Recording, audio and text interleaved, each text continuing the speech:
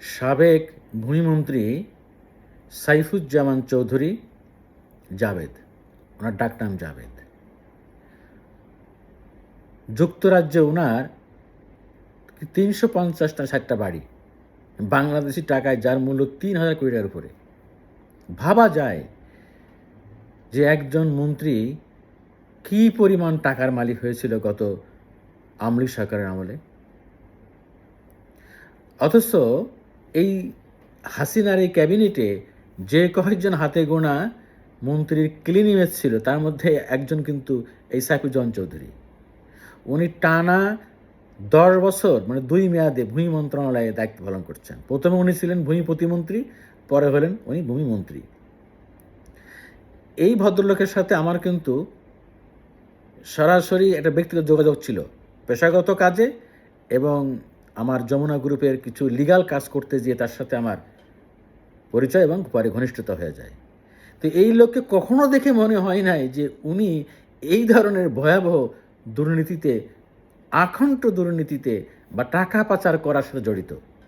উনি সবসময় নিজের গাড়ি ইউজ করতেন এবং আমাদের বলতেন যে আমি নিজের গাড়ি ইউজ করি, নিজে জ্বালানি তেল ভরি, আমি মন্ত্রণালয় থেকে একটি টাকা নিই না, আমার পুরো বেতনের টাকা আমি চ্যারিটি করে দিয়ে দিই ইত্যাদি। একেবারেই সাদা সুপি সবেত মানুষ আর কি। কিন্তু অবাক হয়ে গেলাম যে কাতার ভিত্তিক বিখ্যাত একটি মাধ্যম আল জাজিরার অনুসন্ধানে বেরিয়ে এসেছে এই ভূমিমন্ত্রীর বিদেশে টাকা পাচারের ভয়াবহ তথ্য। তো এখানে অনুসন্ধান করে একটা জিনিস জানতে পারলাম, যেটা আমি আওয়ামী লীগ সরকারের শেষের দিকে এসে আমি নিজেও বুঝতে পারছিলাম একটা বিষয়ে। আমার ধারণা ইউসুবি ব্যাংক, ওনার মালিকানাধীন যে ইউসুবি ব্যাংক, এই ব্যাংকের যে বড় বড় লোন, এই লোনের বিষয়গুলো যদি তদন্ত করা হয় তাহলে ওনার এই টাকা আয়ের একটা সূত্র খুঁজে পাওয়া যাবে। কারণ আমার জানা মতে আমি শেষের দিকে এসে জানতে পেরেছিলাম যে উনি বিগ অ্যামাউন্টের লোন দিতেন মানুষকে এই যে ইউসুবি ব্যাংক থেকে, এবং সেখান থেকে উনি কমিশন নিতেন। এইটা তদন্ত করলে যে ইউসুবি ব্যাংক থেকে বিগ অ্যামাউন্টের লোন কারা নিয়েছে এবং সেই লোন খেলাপি হয়েছে কিনা, এবং এই লোন কী প্রক্রিয়া নিয়েছে।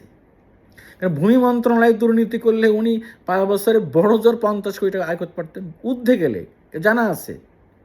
কিন্তু এইভাবে হাজার হাজার কোটি টাকা উনি কীভাবে ইনকাম করলেন, এটা ব্যাংকিং সেক্টর থেকে উনি টাকা লুটপাট করেছেন, এটা তদন্ত হওয়ার দরকার।